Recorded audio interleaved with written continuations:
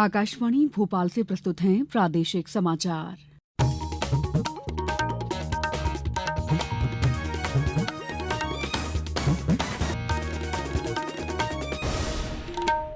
नमस्कार, समाचारों के साथ मैं दीपा सिंह।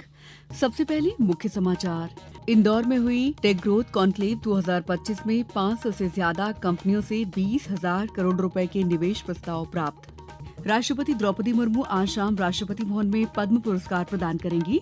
मंदसौर सड़क दुर्घटना में मृतकों की संख्या 12 हुई, प्रधानमंत्री ने जताया दुख। और आईपीएल क्रिकेट में रॉयल चैलेंजर्स बेंगलुरु ने दिल्ली कैपिटल्स को 6 विकेट से हराया।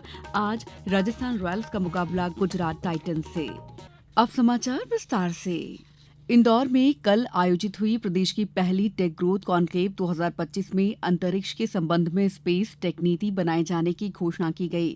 कॉन्क्लेव में 500 से ज्यादा कंपनियों से 20,000 करोड़ रुपए के निवेश प्रस्ताव प्राप्त हुए हैं, जिनसे लगभग 75,000 रोजगार के अवसर सृजित होंगे। मुख्यमंत्री डॉ मोहन यादव ने बताया कि राज्य में साइबर सुरक्षा सेंटर ऑफ एक्सीलेंस की स्थापना की जाएगी। भोपाल में इलेक्ट्रिक मैन्युफैक्चरिंग क्लस्टर विकसित किया जाएगा। इसमें 1,500 करोड़ रुपए के निवेश से लोगों को रोजगार मिलेगा। Indian institute of creative technology क्षेत्रीय केंद्र बनाया जाएगा, जो डिजिटल नवाचार, रचनात्मक शिक्षा और स्किल डेवलपमेंट के लिए एकीकृत प्लेटफॉर्म के रूप में काम करेगा।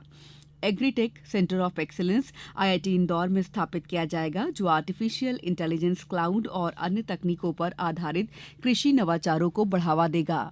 इंदौर, भोपाल, जबलपुर और ग्वालियर के प्रमुख आईटी पार्कों में 4 नए सुविधा केंद्रों का गठन किया जाएगा। मुख्यमंत्री ने बताया है कि अंतरिक्ष क्षेत्र में नीति तैयार करने चुनिंदा राज्यों में प्रदेश शामिल है।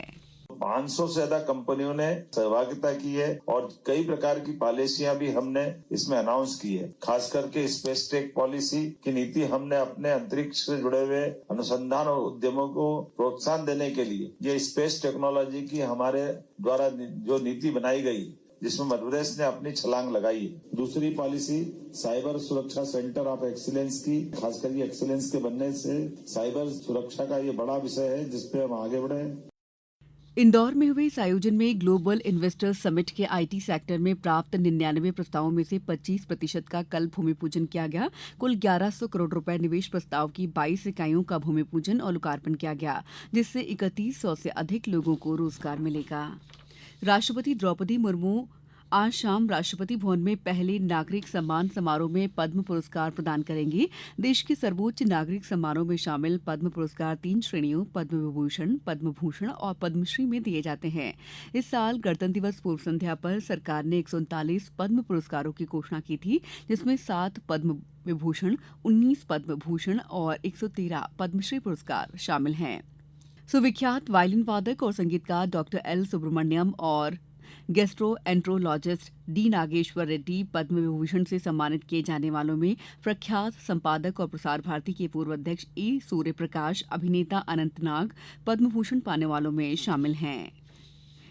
केंद्रीय कृषि और ग्रामीण विकास मंत्री शिवराज सिंह चौहान ने कल रायसेन जिले के सुल्तानपुर में 7 करोड़ 40 लाख रुपए से अधिक राशि के विभिन्न कार्यों का भूमि पूजन और लोकार्पण किया। उन्होंने बताया कि प्रधानमंत्री आवास योजना सहित विभिन्न योजनाओं के स्वीकृति पत्र हितग्राहियों को प्रदान किए गए। श्री चौहान ने कहा कि ग्रामीण क्षेत्रों में 2 करोड़ और शहरी क्षेत्रों में 1 करोड़ घर बनाए जाएंगे। योजना में जिनके नाम छूट गए थे, उनका सर्वे कराया गया है।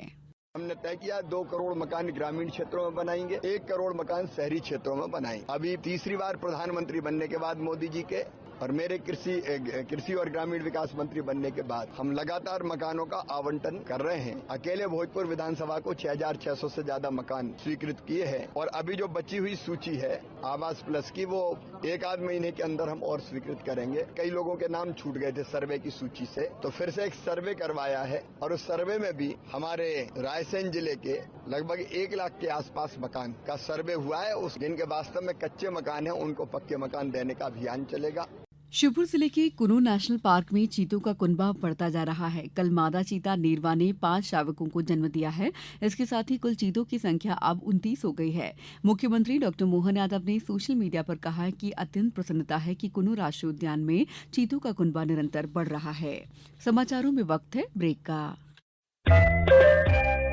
ये समाचार आप आकाशवाणी मध्य प्रदेश से सुन रहे हैं। ये समाचार बुलेटिन YouTube पर Madhya Pradesh news all India radio channel पर और Facebook साथ ही X प्लेटफॉर्म पर AIR न्यूज भोपाल पर सुने जा सकते हैं। इसके अलावा आप हमारी वेबसाइट newsonair.gov.in पर अथवा न्यूज ऑन AIR ऐप पर भी समाचार सुन सकते हैं।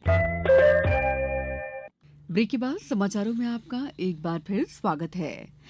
भारत सरकार की अति महत्वाकांक्षी प्रधानमंत्री मुद्रा योजना बैतूल जिले के स्वसहायता समूहों की महिलाओं को आत्मनिर्भर और सशक्त बनाने में मील का पत्थर साबित हो रही है।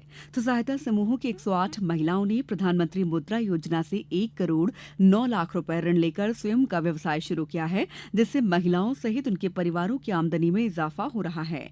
जानकारी दे रहे हैं हमारे संवाददाता मयंक भार्गव। प्रधानमंत्री मुद्रा लोन योजना महिलाओं को तरक्की की राह दिखा रही है। इस योजना से ग्रामीण क्षेत्र की महिलाएं स्वरोजगार करने के साथ ही उद्यमशीलता के लिए प्रोत्साहित हो रही हैं। हितग्राही कांति नागले ने बताया कि मैंने प्रधानमंत्री मुद्रा लोन के माध्यम से 3 लाख रुपए का लोन लिया था, जिसमें मैंने कपड़ों की दुकान का काम चालू किया और जिससे मेरे परिवार की आर्थिक स्थिति में सुधार आया है। प्रधानमंत्री मुद्रा लोन योजना से ऋण लेकर स्व सहायता समूह की महिलाओं द्वारा किराना दुकान, जनरल स्टोर, ब्यूटी पार्लर, सिलाई कढ़ाई, टेलरिंग सेंटर, सब्जी फल dairy shop, mobile repairing shop सहित अन्य स्वरोजगारों का संचालन किया जा रहा है, जिससे महिलाएं न केवल आर्थिक रूप से सक्षम हो रही हैं, बल्कि उनके आत्मविश्वास, सामाजिक प्रतिष्ठा और जीवन शैली में भी सकारात्मक परिवर्तन आ रहा है, जो कि महिला सशक्तिकरण की दिशा में महत्वपूर्ण कदम है। बैतूल से Mayank Bhargava.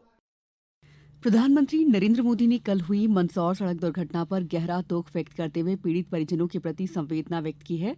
Social media handle में प्रधानमंत्री ने परिजनों के लिए 2-2 लाख रुपए की अनुग्रह सहायता राशि की घोषणा की है। घायलों को 50-50 हजार रुपए दिए जाएंगे। ये राशि प्रधानमंत्री राष्ट्रीय राहत कोष से दी जाएगी।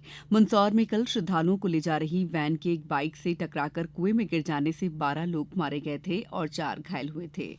मुख्यमंत्री डॉ मोहन यादव ने हादसे पर दुख व्यक्त करते हुए मृतकों के परिजनों को मुख्यमंत्री आर्थिक सहायता कोष से 2-2 लाख रुपए, गंभीर रूप से घायलों को 1-1 लाख रुपए और सामान्य रूप से घायलों को 50-50 हजार रुपए की आर्थिक सहायता राशि देने के निर्देश दिए हैं।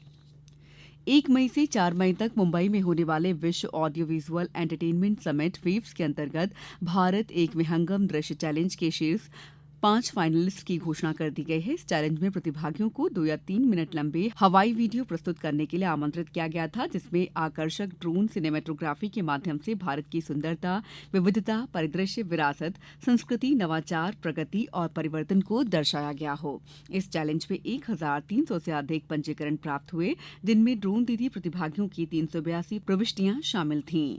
आईपीएल क्रिकेट में कल रात रॉयल चैलेंजर्स बेंगलुरु ने दिल्ली कैपिटल्स को 6 विकेट से हरा दिया। 163 रन के लक्ष्य के जवाब में बेंगलुरु ने 18 ओवर 3 गेंद में 4 विकेट पर 165 रन बनाए। बेंगलुरु के लिए कुणाल पंड्या ने सर्वाधिक नाबाद 73 रन बनाए। उन्हें प्लेयर ऑफ द मैच घोषित किया गया। आईपीएल में आज राजस्थान रॉयल्स का मुकाबला गुजरात टाइटंस से होगा। मैच जयपुर के सवाई मानसिंह स्टेडियम में शाम 7:30 बजे से खेला जाएगा। अब कुछ समाचार संक्षेप में। शिवपुरी जिले में लोक स्वास्थ्य यांत्रिकी विभाग के प्रमुख सचिव पी नरहरि ने कल नल जल योजना की समीक्षा की, जिसमें शिवपुरी और श्योपुर जिले के लोक स्वास्थ्य यांत्रिकी विभाग के अधिकारी और जनपद सीईओ उपस्थित रहे। खंडवा में जल गंगा संवर्धन अभियान के अंतर्गत विकासखंड खालवा के स्थानीय स्कूल में जल संरक्षण पर चित्रकला प्रतियोगिता का आयोजन किया गया। दमोह के तेजगढ़ थाना क्षेत्र में ग्राम कंसा और पुरा में आकाशीय बिजली गिरने से 2 लोगों की मौत हो गई। सीहोर के जिला परिवहन विभाग ने मोटरयान अधिनियम का उल्लंघन करने वाले 20 बसों और वाहनों पर कार्रवाई की। इस बुलेटिन में इतना ही। अगला बुलेटिन दोपहर 2:10 पर। नमस्कार।